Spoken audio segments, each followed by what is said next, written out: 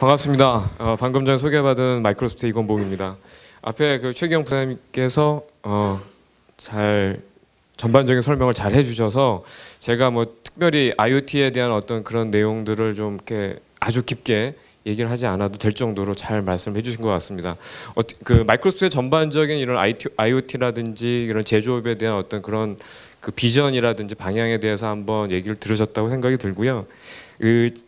이번 시간에는 조금 더 약간 엔지니어링 또는 좀 더 그 기술적인 부분들은 많이 들어가 있지 않고요. 실제적으로 그럼 마이크로소프트가 어떻게 IoT라든지 머신러닝에 대한 부분들을 준비하고 있는지에 대해서 좀 편하게 말씀을 좀 드리도록 하겠습니다. 저는 그 마이크로소프트의 그 개발자 플랫폼 사업부에서 그 기술적인 부분을 담당을 하고 있고요. IoT, 그냥 일반적인 뭐 마이크로소프트의 이야기가 아니고요. 그냥 IoT라고 하게 되면 뭐 보통 한국말로 하게 되면 사물 인터넷이라고 얘기를 하게 됩니다. 또 요즘에 또 약간 좀 표현을 조금 더 디테일하게 해서 그 사물 인터넷, 뭐 IoT가 아니라 인터넷 오브 유어 띵스라는 어떤 표현을 좀 쓰기도 하고 있죠. IoT를 간단하게 정의를 하면 어떻게 얘기를 할 수 있을까요? 뭐 사물들이 연결이 되고 뭐 통신을 하고 왜 그런 단어들이 막 떠오르실 겁니다. 간단하게 사물 인터넷, 즉 IoT에 대한 부분을 정의를 하자면 인터넷을 기반으로 인터넷이어야 됩니다. 네트워크를 어떤 기반으로 해가지고선 각각의 어떤 사물들이 연결이 되고요. 그런 연결된 사물들끼리 유효한 정보를 저장하고 정보를 주고받음으로써 새로운 서비스를 하는 형태를 가리켜서 저희는 IoT라고 얘기를 합니다. 실제 이런 컨셉들은 과거에 아마 여러분도 아시겠지만 유비쿼터스, 홈 오토메이션, 뭐 여러 가지 형태대로 언급이 되긴 했는데 왜 지금 2014년, 2015년에 들어서 IoT라는 용어가 다시 떠오르고 있는 거냐?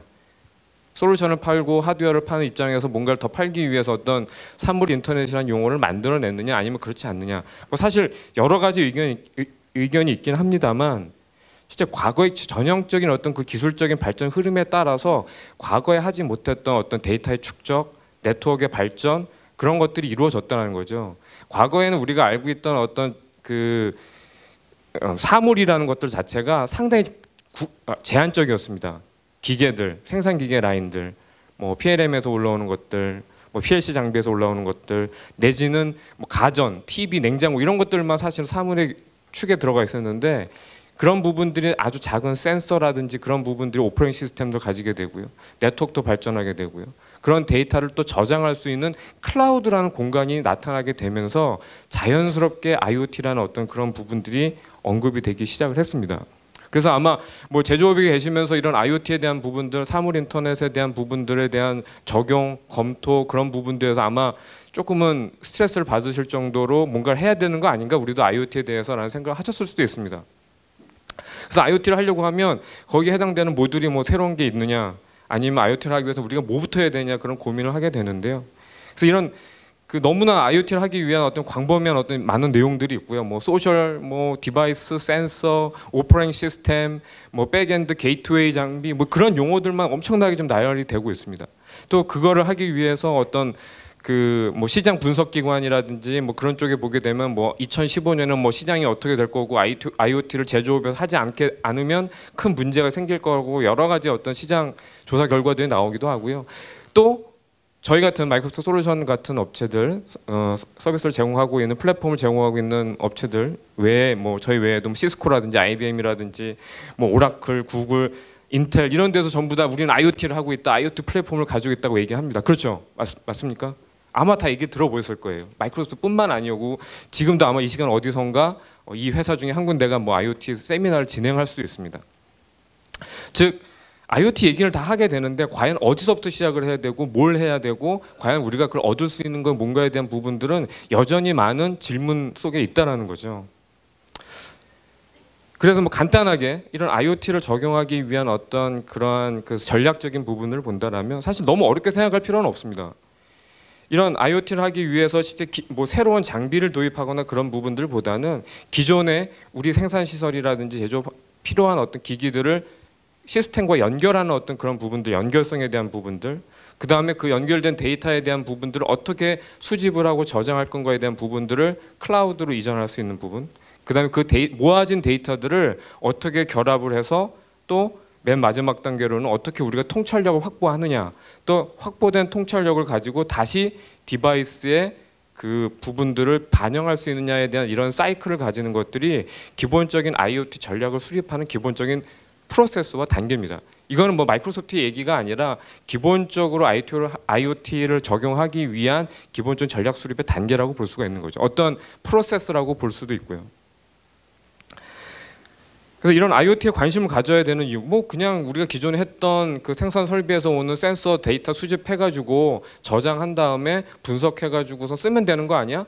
맞습니다. 맞는데 실제 기존에 우리가 모았던 그 정보들 자체가 전체적으로 다 모았냐는 겁니다. 실제 수많은 데이터가 기기에서 올라오고 있음에도 불구하고 많은 거의 한 60% 이상의 데이터는 버려지고 있다는 거죠. 지금도. 왜 버립니까? 버릴 수밖에 없어요. 왜냐하면 그 수많은 데이터를 어떻게 다 저장을 하냐는 거죠. 과거에는 그 저장 공간이 부족했어요. 하지만 지금 클라우드 시대로 넘어가면서부터는 저장 공간에 대한 부분들에 대한 리미트가 해저돼 버렸다는 거죠. 우리가 기기에서 오는 데이터들, 센서에서 오는 데이터를 다 저장을 해가지고 다 재정할 수 있는 메커니즘, 저장 공간이 확보가 됐죠. 자, 그럼 저장한 다음에 우리가 가져올 수 있는 메커니즘, 빅데이터 하둡이라는 것이 제공이 되고 있습니다. 자, 공간도 저장됐고요. 액세스할 수 있는 기술도 됐어요. 이제 분석할 수 있는 부분들만 갖는다라면 실제 이러한 우리가 디바이스에서 왔던 기존에 못했던 새로운 접근 방식, 새로 생각하지 못했던 데이터들을 가지고 뭔가 작업을 할 수 있다라는 겁니다. 그게 바로 IoT입니다. 그것들이 여러 가지 장치 시스템으로부터 하는 거기 때문에 IoT를 해야 되는 이유, 우리가 꼭 IoT 해야 됩니까? 우리 이미 하고 있는데 얼마만큼 우리 기업이 이런 디바이스에서 오는 데이터를 가지고 빨리 고객한테 시장에 갈 수 있느냐, 아니면 고객이 어떤 문제가 생겼을 때 그걸 얼마나 더 빨리 고치느냐에 대한 부분입니다. 국내에 있는 많은 부분들이 그런 제품의 퀄리티라든지 그런 부분들에서 중요하게 생각하고 있지만 실제 어떤 시장의 접근이라든지 아니면 어떤 시장성에 대한 부분들, 그다음에 어떤 문제가 생겼을 때 우리가 대응하는 어떤 시간에 대한 그런 부분들은 상당히 관대합니다. 관대하다는 의미가 물론 좋기도 하지만 그만큼의 민첩성이 떨어진다는 거죠. 그래서 IoT를 통해서 실제 기존에 있던 프로세스를 혁신을 시키고 고객에 대한 어떤 그런 대응 능력에 대한 부분들을 가질 수 있다라는 것이 어떤 IoT의 새로운 어떤 관점이 되는 거고요. 시스템의 운영들, 뭐 직원들의 업무 효율성이라든지 아니면 협업을 증가시킬 수가 있고요. 결정적으로는 이런 모든 걸 통해서 우리가 어떠한 비즈니스에서 투자를 해야 되는 건지, 스테이를 해야 되는 건지, 아니면 뭐 다른 식의 방식으로 새로운 접근을 해야 되는지에 대한 부분들을 최종 결정권자한테 정확한 정보를 제공해 주는 게 이런 제조업에 계신 분들의 IT 역할이 가장 중요한 핵심이라고 봅니다. 사장님 보고 이거 우리 해야 됩니다, 투자해야 됩니다라고 자신 있게 얘기할 수 있어야 된다는 거죠. 그게 아니고요. 현재는 상황이 이렇습니다라고 얘기하는 그런 IT는 사실은 그렇기 때문에 대부분의 CEO 분들이 IT를 믿지 않거나 IT에 대한 투자를 망설이는 부분이 그것 때문입니다. 야, 내가 돈을 얼마나 쓰고 있는데 IT는 맨날 현재 상황만 얘기를 한다는 거죠. 현재 상황이 아니라 내가 결정할 수 있고 아니면 실제 미래는 이렇게 된다라는 그러한 통찰력 있는 정보를 IT로부터 원한다는 거죠. 그게 바로 사실 저희가 오늘 IoT를 얘기하고 있는 이유이기도 합니다. 예, IoT의 생명주기. 제가 아까 장치, 그 다음에 데이터의 어떤 수집과 저장, 그 다음에 통찰력을 확보하는 과정이라고 말씀을 드렸고요. 그거와 그대로 여기 나오는 것처럼 기기 구성, 수집, 프로세싱, 그 다음에 그거에 대한 다시 반영하는 프로세스로 이 IoT의 생명 주기는 구성이 되어 있습니다. 그래서 뭐 기기를 구성하고 수집하고 프로세싱하고 반영하고 다시 머신 M2M을 방식으로 적용을 하는 거고요. 그러기 위해서 필요한 부분들이 바로 뭐 기기 구성적인 측면에서는 인베디드 솔루션이라든지 네트워크 기반에 연결된 장치, 근데 수집을 하기 위해서는 엄청난 양의 데이터가 수집이 되기 때문에 그런 데이터의 유입에 대한 처리하는 부분들, 높은 처리량들, 프로세싱을 하기 위해서는 실시간으로 이벤트를 처리해야 되고요. 그 다음에 데이터베이스의 저장이 아니라 NoSQL 형태, 즉 비정형에 대한 어떤 데이터, 그다음 정형화된 데이터 모두 다 저장할 수 있는 어떤 그런 저장소 컨셉, 그 다음에 앞으로 시스템이 어떻게 될 거라는 어떤 예측 분석 시스템이 필요하고요. 그 다음에 반영을 하기 위해서는 뭐 대시보드라든지 UI적인 요소들이 필요한 거죠. 그 다음에 기존의 어떤 사용자들이 볼 수 있는 어떤 그 BI, 뭐 ERP, SCM, MES 그런 것들과 통합할 수 있는 어떤 그런 기능들 다시 또 M2M으로 넘어가게 됩니다. 그래서 다시 또 기기 구성에 대한 부분들로 간다는 거죠. 그 정도. 사실 여기까지는 마이크로소프트 얘기가 없고요. 저도 이제 약간의 약을 팔아야겠습니다. 그런 디바이스 구성을 하기 위해서 그 마이크로소프트는 뭘 하고 있느냐? 전통적으로 사실 마이크로소프트는 인베디드 쪽에 솔루션을 계속 공급해 왔습니다. 마이크로소프트 윈도우스 인베디드라든지 그런 기술을 통해서 했고요. 저희가 ISS, 즉 인텔리전트 시스템 서비스라는 걸 통해서 인베디드 장치에 이런 IoT에 이네이블 할 수 있는 모듈들에 대한 부분들을 지금 물론 아주 정해진 파트너이긴 하지만 이런 ISS라는 어떤 그 IoT 모듈에 대한 에이전트에 대한 부분들을 통해서 각 다양한 디바이스, 리눅스, 윈도우스, 그다음에 그보다 더 작은 장치에서 사용할 수 있는 어떤 그런 모듈들을 제공을 하고 있고요. 데이터를 수집하기 위해서 클라우드 기반의 이벤트 허브라든지 블랍 저장소, 그다음에 HBase 같은 빅데이터 저장 공간 부분들을 실제 마이크로소프트 클라우드 서비스인 애저를 통해서 제공을 하고 있습니다. 프로세싱을 하기 위해서는 스트림 어널리스트, 데이터를 실시간으로 분석을 하는 거죠. 저장하는 것이 아니라 시간 베이스를 통해 가지고 분석을 하는 서비스, 그다음에 데이터 변환, 그다음에 다큐먼트 DB라고 해가지고서 몽고DB와 같은 서비스들, 그다음에 제가 후반부에 말씀을 드릴 머신러닝과 같은 예측 분석 서비스에 대한 부분들, 그다음에 반영을 하기 위한 어떤 UI적인 그 통찰력을 갖기 위한 뭐 BI 솔루션에 대한 부분들도 가지고 있습니다. 여기서 중요한 거는요. 아까 제가 말씀드린 것처럼 수많은 기업들이 IoT를 얘기하고 있습니다. 예를 들면 시스코를 볼까요? 시스코의 IoT 접근 방안 혹시 뭔지 아세요? 시스코는 간단합니다. 여기 시스코에 뭐 친한 분들 계시면 좀 죄송하긴 합니다만 시스코는 단순해요. 디바이스를 사라. 새로운 게이트웨이 장비를 사라. 그러면 IoT를 뭐 별다른 게 아니라 디바이스에 오는 걸 우리가 프로토콜 다 맞춰줄게. 우리 디바이스만 사면 돼요. 근데 그쪽 얘기는 뭐냐면 이쪽 얘기만 하는 겁니다. 여기에서 일로 넘어가는 것만 우리가 자동으로 해줄 테니까 너희는 신경 쓰지 마라. 그게 시스코의 얘기예요. 하지만 IoT는 여기가 다 기기에서부터 해가지고 수집하는 게 끝이 아닙니다. 그 뒤에 분석은 어떻게 할 겁니까? 그죠? 프로세싱을 어떻게 할 거냐는 거죠. 자, 오라클에서 오라클도 IoT 얘기하고 있어요. 오라클의 얘기는 뭘까요? 이쪽은 모르겠고, 이쪽은 자바 VM 쓰고, 다 이쪽은 좀 모르겠고, 저장하는 처리만 우리 오라클 DB를 써라. 앞단의 클라이언트 OS가 어떻고, 뭐 장치에 대한 부분들, 클라우드에서 어떻게 뭐 해야 되는데 이런 거 관심 없어요. DB만 팔고 싶은 거죠. 마이크로소프트가 지난 4, 5년 동안 자꾸 서비스 회사로 바꾸려고 하고 윈도우스 10이 IoT 이네이블 돼 있는 첫 번째 운영체제 될 거라고 수많은 얘기하는 부분들은 저희가 엔드 투 엔드에 대한 이런 IoT 서비스 플랫폼을 가지려고 하는 노력의 일과였다는 거. 어느 날 갑자기 그렇게 시스코나 아니면 오라클처럼 뭐 사실 그 두 회사는 그나마 낫죠. IBM에 비하면 아무것도 안 갖고 있는. 그래서 이런 그 IoT 기반의 아키텍처 좀 그림이 복잡하긴 하지만 아까 최기영 부사장님이 보여드렸던 그 슬라이드에 있던 내용들 조금 바꾼 거라고 보시면 됩니다. 그리고 제가 조금 전 설명드렸던 내용들과 거의 흡사하고요. 이런 디바이스 레벨, 다양한 디바이스 레벨에서 오는 정보들을 게이트웨이를 통해 가지고 게이트웨이 역할을 할 수 있는 그 데이터가 다 들어오면 클라우드에 있는 이벤트 허브를 통해서 데이터가 수집이 되고요. 그걸 분석을 스트림 애널리스틱, 그다음에 그 클라우드에 있는 저장 공간, 그다음에 그런 걸 통해서 저장이 되고요. 프레젠테이션 레벨에서는 여러 가지 어떤 엑셀이라든지 뭐 BI 솔루션, 그다음에 기존에 있던 솔루션들과 연동할 수 있는 이런 아키텍처를 지금 당장도 그릴 수가 있고요. 이러한 유사한 거의 지금 여기 보고 계신 이런 아키텍처로 했던 사례가 있어서 한번 제가 동영상을 보여드리고자 합니다.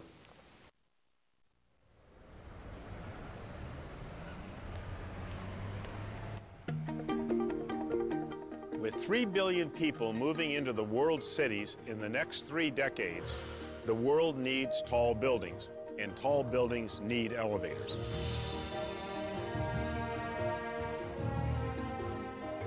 I'm Dr. Rory Smith with ThyssenKrupp Elevator, a leading global manufacturer.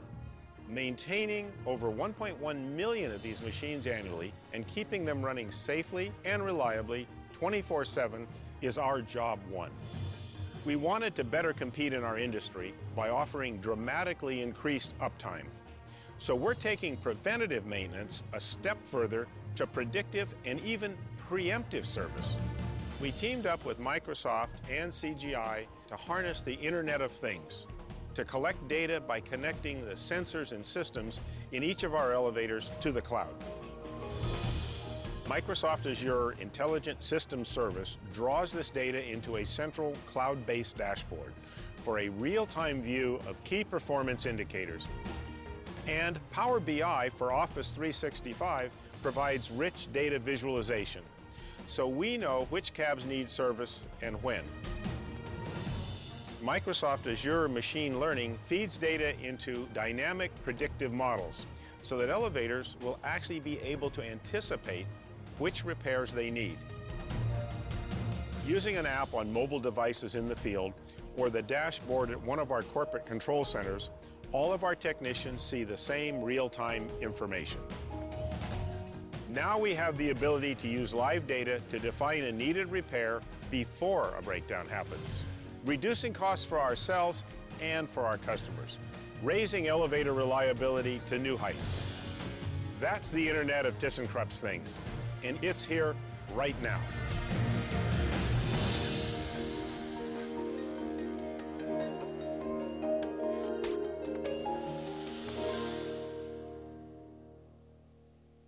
여러분들이 오늘 타고 오신 여기 11층까지 타고 오신 엘리베이터도 티센크루프 엘리베이터인데, 티센크루프는 뭐 잘 아시겠지만 글로벌한 엘리베이터 제조사고요. 국내에도 많이 사용이 되고 있는 걸로 알고 있고요. 여기서 사용됐던 부분들은 인텔리전트 시스템 서비스라는 IoT 플랫폼과 백엔드 애저 머신러닝이라는 그 프리딕션 엔진을 통해 가지고선 AS가 도달하기 전에 어떤 부품이라든지 그런 부분들을 사전에 교체를 하고요. 그 교환 주기에 대한 부분들을 미리 예측을 해가지고서 고장에 대한 부분들, 그러니까 로그를 분석을 하는 거죠. 수많은 그 엘리베이터에서 올라오는 센서라든지 장치에서 올라온 로그를 분석을 해서 이런 패턴인 경우에는 일주일 이내나 아니면 한 달 이내에 교환이 필요하다는 걸 예측을 해서 미리 엔지니어한테 콜을 넣어서 사전에 교체를 하고 점검을 할 수 있게끔 하는 서비스를 구축을 한 겁니다. 결국은 엘리베이터의 전체적인 가동률을 엄청나게 많이 높였고요. 그래서 그런 부분들에 대해서 각각의 모듈에 대한 부분들을 그대로 마이크로소프트와 같이 공동으로 해서 진행을 했던, 제가 조금 전에 보여드렸던 그 동일한 아키텍처 구조로 진행을 했던 사례라고 보시면 될 것 같습니다. 뭐 그 외에도 이런 IoT를 이용했던 뭐 퓨처텍이라고 해서 농장 그린하우스 비닐하우스 관리에 대한 부분들을 하는 그 회사들이 이미 작년에 저희가 같이 작업을 해서 소개가 됐고요. 그 외에도 이제 뭐 애완동물 관리라든지 아니면 그 태양광에 대한 부분들 관리, 뭐 아까 조금 전에 말씀드렸던 그 농작물 관리에 대한 부분들을 그 마이크로소프트 애저 기반으로서 데이터를 수집을 하고 관리를 하고, 이제 그래서 이런 IoT 기반의 솔루션으로서 관리를 하는 이런 사례들이 이미 국내에도 소개가 되고 있습니다. 제가 지금까지 이제 IoT에 대한 부분들을 설명을 드렸고요. 당연히 이런 IoT에 대한 어떤 데이터 수집이라든지 처리하는 부분들에 대해서 이미 하고 계시기도 하고, 그다음에 뭐 많은 경험이 있으실 부분이라고 해서 여기까지만 설명을 드리고요. 이런 IoT의 핵심에 대한 부분들이 어떻게 보면 프리딕션, 과연 이 현재 시스템에 대한 부분들 보는 것뿐만이 아니라 앞으로 벌어질 상황에 대한 부분들을 프리딕션하는 부분들이 중요하기 때문에 머신러닝에 대한 부분들을 좀 더 설명을 드리고자 합니다. 그래서 머신러닝이라는 거 보게 되면 사실 뭐 여러 가지 부분들로 이해가 되시는 분들 있긴 하지만, 간단하게 말씀을 드리자면 어떤 예측 결과에 대한 부분들을 향상 또는 데이터 패턴을 기반을 통해 가지고선 앞으로 발생되는 어떤 그 결과에 대한 부분들을 예측을 하기 위한 컴퓨터 학습 방법이 바로 머신러닝입니다. 그래서 반드시 학습이라는 과정이 들어가게 되고요. 그 결과물은 현재 데이터를 보여주는 게 아니라 예측성에 대한 데이터를 보여주기 때문에, 사실 제조업 입장에서는 지난 6개월간의 어떤 생산 데이터라든지 아니면 영업실적, 판매실적 데이터를 보고선 앞으로 3개월 후에 우리가 생산 설비 투자라든지 아니면 생산 규모에 대한 부분들을 가져야 되기 때문에 이런 머신러닝 서비스에 대한 부분들을 확보하는 것이 상당히 중요합니다. 뭐 이미 이제 그런 부분들을 사람을 통해서 또는 그 BI에 올라온 데이터를 기반으로서 사람이 판단하는 경우도 있긴 하겠지만, 머신러닝은 그런 부분들을 좀 더 시스템화하는 데 있다고 보시면 될 것 같습니다. 그래서 그 제가 여기 그림에 어떤 학습이라는 과정이 들어가서 이제 운전 연습하는 사진을 좀 하나 넣었고요. 예측을 하기 위한 시스템인 거지 현재나 과거를 분석하기 위한 시스템으로서는 사실은 좀 더 의미가 다릅니다. 그래서 저 문어인데 문어 이름이 폴이었던 걸로 알고 있습니다. 월드컵 때 어느 나라가 이길 건지 뭐 훌륭한 어떤 분석가보다도 저 문어가 훨씬 더 정확했다라는 부분들이 뭐 얘기도 있었죠. 그래서 머신러닝에 대한 기본적인 컨셉은 이렇습니다. 그 나무에서 사과가 떨어지는 것을 관찰을 하고 뭐 데이터가 기계에서 데이터가 발생하는 거라고 보시면 되고요. 이런 것들 여러 번 보다 보면 데이터가 누적이 되는 거죠. 그래서 뭐 1초에 9.8 뭐 세크로 떨어졌다. 그 다음에 뭐 2초, 3초, 뭐 3회, 4회 해보니까 시간이 이렇게 늘어나더라. 그러면 결국은 중력 가속도에 대한 부분들이 공식에 나오는 거죠. 저 공식이 나오게 되면 몇 미터 높이에서 어떤 물건을 떨어뜨렸을 때 언제 떨어질 거라는 걸 우리는 예측할 수 있는 거죠. 그렇죠? 사실 이러한 간단한 공식을 통해서라도 우리가 어떤 그 룰을 발견을 한다라면 그 룰을 가지고서 우리가 미래를 예측할 수 있는, 현재 데이터가 이렇게 돼 있다라면, 그리고 이렇게 쌓인다라면 앞으로 어떻게 될 건가에 대한 부분들을 예측을 하는 거죠. 그래서 그 공식, 즉 모형을 찾아내는 작업을 하는 것이 머신러닝이 됩니다. 그래서 이런 머신러닝을 하게 되는 부분들은 크게 많이 사용되는 부분들을 보게 되면 클래시피케이션, 뭐 그룹화, 클러스터링이라고도 하기도 하고요. 그 다음에 레그레션이라고 해가지고서 어떤 선형 분포에 대한 부분들을 가져가게 되는 건데요. 이런 클래시피케이션 같은 경우에는 어떤 데이터가 어느 쪽에 가깝고 어떤 형태를 갖느냐는 거죠. 뭐 예를 들면 이건 제가 뭐 간단하게 설명드리기 위해서 연령대별 소득입니다. 뭐 예를 들어서 10대, 20대, 30대, 40대, 50대, 60대인데 그거에 대한 해당되는 뭐 연봉이라든지 소득을 대한 부분들인 건데, 여기서 제가 만약에 40대 중반인데 소득이 어디 있다라면 이 사람은 신용 등급이 1등급이다, 2등급이다, 3등급이다에 대한 어떤 그룹화에 대한 어떤 클래시피케이션에 대한 부분도 가져올 수가 있는 거죠. 그래서 이 사람한테는 돈을 꿔줘도 되겠다, 안 꿔줘도 되겠다, 아니면 이 사람이 몇 개월 이내 돈을 갚을 수 있겠다, 없겠다라는 부분들을 미리 예측을 해보는 거죠. 이런 클래시픽 데이터를 통해서요. 뭐 레그레션 같은 경우에는 뭐 시간적으로 가면서 우리가 지난 6개월간의 데이터를 쭉 지켜봤는데 현재는 이렇게 됐으니까 앞으로 3개월 후의 데이터는 어떤 식의 패턴으로 펼쳐질 거다라고 하는 부분들을 리그레션 모델로 볼 수가 있을 겁니다. 아마 이런 머신러닝에 대한 기본적인 부분들은 아마 뭐 학교에서 배우시는 분들이니까. 그래서 이런 머신러닝을 제가 말씀을 드리자면 가끔 가다가 이제 헷갈리시는 부분들이 뭐냐면 데이터 마이닝은 그럼 무슨 차이고 빅데이터는 어떤 차이고 그다음에 인공지능과는 어떤 차이가 있냐라고 많은 분들이 질문하십니다. 머신러닝은 예측을 하기 위한 부분인 거고요. 데이터 마이닝은 여기 보면 체리 피킹이라고 하죠. 예, 수많은 어떤 데이터들 중에서 내가 어떤 데이터를 뽑아야지만이, 어떤 걸 골라야지만이 좋을까. 뭐 자동차가 100가지가 있는데 나한테 맞는 차는 어떤 차일까? SUV일까? 뭐 스포츠카일까? 그런 피킹을 하는 어떤 부분들이 데이터 마이닝이라고 볼 수가 있고요. 빅데이터는 예전에는 우리가 어떤 데이터를 같은 게 표본만 가지고 조사를 했는데 빅데이터 시대가 되면서 가장 큰 차이점은 표본이 아니라 전체 대상을 가지고 데이터를 처리할 수 있다는 거예요. 파일 시스템부터 시작해서 저장 메커니즘부터 그런 것들을 해주는 게 빅데이터지, 머신러닝과 사실 결합이 될 수 있긴 하지만 두 개가 사실 상충하는 컨셉은 아닙니다. 그 다음에 인공지능에 대한 부분들은 마치 인공지능 말 그대로 휴먼과 같이 사람처럼 생각하는 패턴을 만들어내는 것이 인공지능이지, 머신러닝은 사람이 되는 건 아닙니다. 그냥 예측을 하기 위한 공식을 만들어내고 그 공식에서 미래의 값을 찾는 거지 사람과 같이 행동하는 메커니즘을 제공하는 것은 아닙니다. 그래서 그런 부분들도 컨셉들과 차이점이 있다라고 보시면 되고요. 이런 산업별 머신러닝 사례가 상당히 많이 있습니다. 뭐 금융, 유통, 통신, 뭐 의료, 공공 서비스의 부분들도 있고요. 하지만 이제 오늘 이제 제조 영역이기 때문에 제조 영역에서 보게 된다라면 그런 서플라이에 해당되는 라인에서 어떤 재료 공급 시기라든지 SCM, 그다음에 품질 퀄리피케이션 하는 부분들, 사정 관리, 그다음에 아까 티센크루프 사례처럼 AS에 대한 시기를 미리 예측을 한다든지 그런 경우에 계속 사용이 될 수가 있을 것 같습니다. 이 외에도 많은 영역이 될 수가 있을 거고요. 그래서 그럼 마이크로소프트가 이런 머신러닝에서 뭘 하고 있느냐? 저희가 갑자기 딱 튀어나온 게 아니고요. 과거 오래전부터 계속 사용을 했고 그 다음에 마이크로소프트 내부에서도 클라우드 시스템에 대한 어떤 그 자원 투입이라든지 그런 걸 하기 위해서 머신러닝을 현재도 사용하고 있습니다.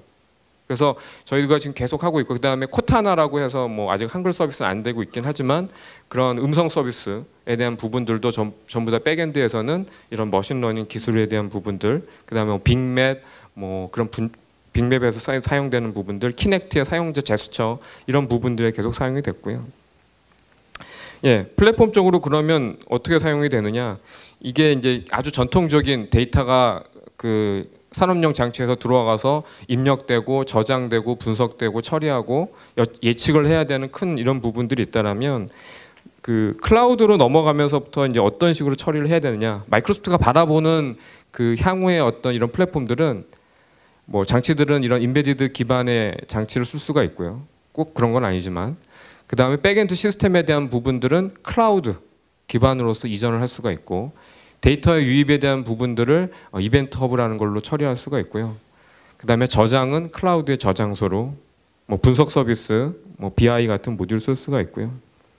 그 다음에 빅데이터 처리를 하기 위한 부분들이 HD 인사이트, 그 다음에 예측성 데이터를 하는 부분들을 바로 애저 머신러닝을 이용을 해서 구성을 할 수가 있다는 거죠. 즉 백엔드 시스템에 대한 이런 다양한 그 장치에서 올라오는 정보들을 가지고 이것들을 백엔드를 클라우드로 이렇게 구성을 할 수가 있다라는 부분들을 제가 말씀을 드리고 싶은 겁니다. 그래서 뭐 고급 분석 기능에 대한 부분들을 사용할 수가 있고요. 이거를 이렇게 뭐 그 제가 슬라이드로만 보여드리면 좀 그럴 것 같아가지고서 예, 요 화면 자체가 바로 애저 머신러닝의 화면입니다. 그 굳이 마이크로소프트 애저 계정이 있으면 더더욱 좋고요. 계정이 없으셔도 한번 사용해 보실 수 있도록 되어 있습니다. 그래서 필요한 어떤 머신러닝에 필요한 모듈들을 사용을 해가지고선 그 어떤 모형들을 만들어낼 수 있도록 되어 있습니다. 여기 보시는 것처럼 어떤 특정 데이터셋을 끌고 올 수도 있고요. 아니면 그 클라우드에 있는 어떤 데이터 저장소라든지 데이터베이스에 있는 어떤 그런 요소들을 데이터를 가져올 수도 있습니다.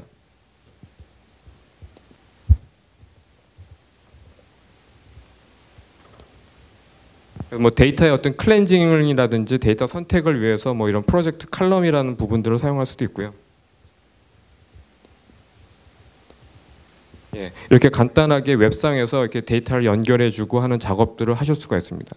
뭐 제가 구체적으로 다 설명을 드리진 못하겠지만 이런 형태로 해서 그 머신러닝에 대한 어떤 그 그림들을 요 화면에 보시는 것처럼 구성을 하실 수가 있습니다. 각각의 그 뭐 스코어링 모델이라든지 아니면 그 트레이닝 모듈 그런 부분들을 추가를 해가지고서 실행을 바로 해보실 수가 있고요. 이 실행된 결과를 웹 서비스로 익스포징을 해가지고선 현재 사용하고 있는 시스템이랑 연동을 하실 수 있도록 되어 있습니다.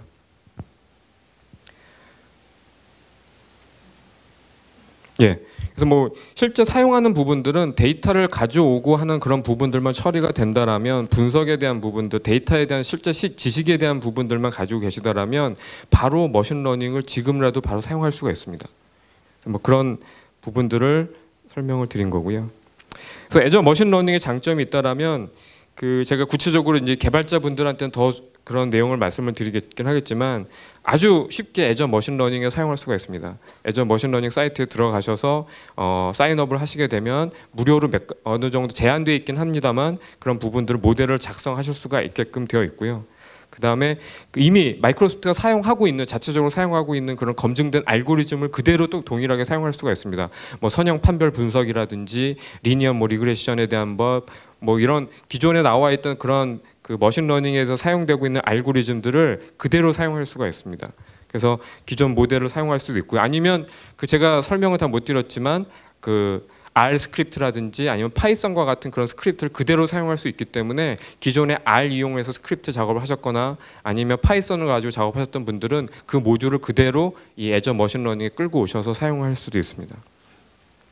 그래서 뭐 중요한 것은 이런 걸 통해서 어떤 개발자 시간을 절약을 하고 우리가 기존에 갖지 못했던 프리딕션 할 수 있는 예측을 할 수 있는 시스템을 우리가 확보를 한다는 것 자체가 가장 큰 차이점이라고 생각이 듭니다. 예, 제가 좀 전에 말씀드렸던 내용들을 그냥 이렇게 도식화해 본 것 뿐이고요. 그래서 지원하는 모듈들은 여기 나와 있는 것들 이 외에도 상당히 많은 모듈들이 있습니다. 그래서 뭐 데이터 포맷을 한다든지 뭐 기본적인 어떤 ETL 프로세스에 대한 부분들도 가지고 있고요. 근데 ETL 프로세스를 이런 머신러닝을 이용하게 되면 조금 더 기존의 어떤 데이터를 정제하고 변환하는 작업들에 대해서 시간을 절약할 수가 있습니다. 그리고 그 기존에 지원되고 있던 그 R 스크립트에서 지원되고 있는 CVS 포맷을 그대로 지원을 하고 있고요. 뭐 수학 함수, 매트랩 레벨의 어떤 그런 함수들은 아니지만 그 기본적인 수학 함수라든지 분석 필터링에 해당되는 부분들, 텍스트 애널리스틱에 대한 부분들까지도 전부 다 제공을 하고 있습니다. 예, 애저 머신러닝에 대한 부분들을 제가 잠깐 설명을 드렸는데요. 기존에 우리가 어떤 마케팅이라든지 아니면 생산 계획을 한다든지 하기 위해서 수많은 시간을 사실 사람이 써야 됐던 어떤 그런 부분들을 자동화할 수가 있고요. 그 올라오는 데이터에 대한 부분들을 연결시켜서 시스템이 정해진 타임에 따라서 돌아가면서 분석에 대한 결과를 만들어낼 수 있는 그런 부분들을 가져낼 수 있습니다. 물론 그런 데이터 과학자라는 제가 표현을 쓰긴 했지만 데이터에 대한 지식은 분명히 있어야 됩니다. 이거는 뭐 어느 마이크로소프트가 어떤 시스템적으로 해결할 수 있는 부분이 아니라 데이터에 대한 지식만큼은 진짜 어떤 데이터를 알고 있는 사람들이 그 모델을 만들고 그 모델을 여러 번 실행을 함으로써 그 결과가 만들어지고요. 그걸 통해서 어떤 통찰력을 확보할 수 있는 그런 부분들이 사실은 머신러닝의 중요한 부분이라고 봅니다. 뭐 기존의 어떤 모델이라든지 경제성 측면에서의 어떤 장점이 분명히 있다라고 저희는 얘기를 하고 있고요. 그 외에 이제 저희가 그 여러 가지 서비스들 아까 티센그룹 같은 경우에도 머신러닝을 사용을 하고 있고요. 그 다음에 뭐 음료 회사에서도 이런 머신러닝을 통해서 생산량에 대한 부분들 미리 예측을 해서 뭐 날씨에 따라서 생산량을 조절한다든지 어떤 그런 부분들. 그래서 오늘 아마 밖에 나가서 보셨겠지만 오늘 저희가 그 같이 부스에 나온 파트너분들 중에서도 이시마이라든지 IT컴이라든지 코파데이터 같은 경우에는 애저 기반의 어떤 제조 솔루션을 저희가 같이 작업을 하고 있습니다. 그래서 조금 더 부스에 가셔서 질문도 많이 해주시고 뭐 그런다면 좀 더 많은 정보를 얻으실 거라고 생각이 듭니다. 예, 제가 말씀드릴 수 있는 내용은 사실 정해진 시간이 있다 보니까 충분히 다 말씀을 못 드렸고요. 제 여기 이메일 주소가 있기 때문에 오늘 제가 진행했던 내용 중에서 궁금하신 부분이 있다라면 질문을 보내주시면 될 것 같습니다. 뭐 마지막으로 한마디만 드리자면 그 마이크로소프트의 어떤 클라우드 시스템을 통해서 우리가 IoT라든지 아니면 머신러닝 한다는 것 자체에서 큰 부담이 느끼실 수 있고 아니면 어떤 장점이 있는 부분도 있긴 하지만 클라우드 시스템에 대한 부분을 이전을 통해서 사실 우리가 조금 더 생산 시스템, 제조업에서 사용할 수 있는 뭔가의 어떤 통찰력을 확보한다는 차원에서 본다라면 충분히 가치 있는 어떤 서비스라고 저는 생각이 듭니다. 뭐 제 발표는 이거로 마치도록 하겠습니다. 감사합니다.